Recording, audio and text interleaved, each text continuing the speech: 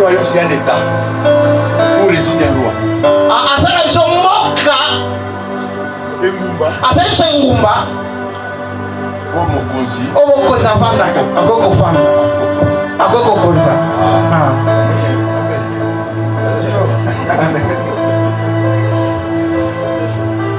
Un royaume, c'est un état où le roi gouverne. On se comprend un peu? Amen. Ça dit le roi assis là-bas. Et il gouverne tout un peuple. C'est pas merveilleux ça? C'est pas merveilleux? C'est pas fini. Il a fait de nous un royaume. Un royaume à laquelle le roi règne. Règne. Comment on peut expliquer ça? Alors un peu d'Éphésiens, Éphésiens chapitre 2. Je crois qu'Éphésiens a une réponse pour nous. Éphésiens chapitre 2. 21 à 22, et puis on va boucler dans 1 Corinthiens 3, 16. Je dis au nom de Jésus. En lui, tout édifice bien coordonné s'élève pour être un temple saint dans le Seigneur. En lui, vous êtes aussi édifiés pour être une habitation de Dieu en esprit. En lui, vous êtes aussi édifiés.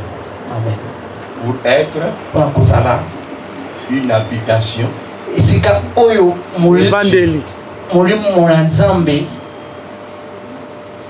Un édifice, c'est un bâtiment. Mais ici, on nous explique que vous et moi, nous sommes un édifice, une maison, appelée l'habitation de Dieu. Je me fais comprendre. Non, on ne se comprend pas encore. J'ai dit, c'est Dieu là. Il a réfléchi. Après avoir nous racheté, il a fait de vous et moi une maison. Et cette maison devient pour lui son habitation.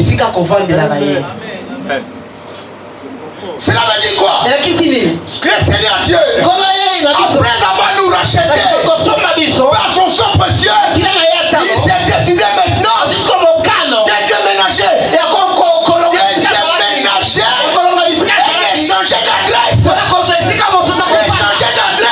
c'est compris un peu? Il dit le ciel reste mon trône. Mais où moi je dois habiter? J'échange d'adresse. Je vais maintenant habiter en vous. Nous devenons la maison de Dieu. Nous devenons la maison de Dieu. Nous devenons la maison de Dieu. De telle sorte que les démons, les sorciers, les féticheurs qui vont vouloir vous attaquer, ils vont frapper à la porte. Quand ils vont frapper à la porte, ils vont voir des choses qu'ils n'ont jamais vues. Parce que celui qui va ouvrir la porte, c'est le nouveau propriétaire. C'est le nouveau propriétaire. Il sortira. Quand il va dire à quoi, il ne va pas poser deux fois la question. Il va se chercher. Il va se chercher. Tu dois savoir qui tu es. Tu dois savoir qui tu es. Un enfant de Dieu doit connaître son identité. Il doit connaître son identité. Le véritable Dieu dit: je n'habiterai pas dans la maison construite des mains d'hommes. Pas du tout. Si je vais habiter dans une maison, j'habiterai dans la maison que moi-même j'ai construite. Et la maison que Dieu a construite, c'est la maison de se racheter. Il vient habiter en nous. Il dit: vous êtes les temples de Dieu, la maison de Dieu. Et si nous sommes la maison de Dieu, on doit en être fiers. On doit en être fiers. Les fiers. Est-ce que je vais acclamer la parole de Dieu?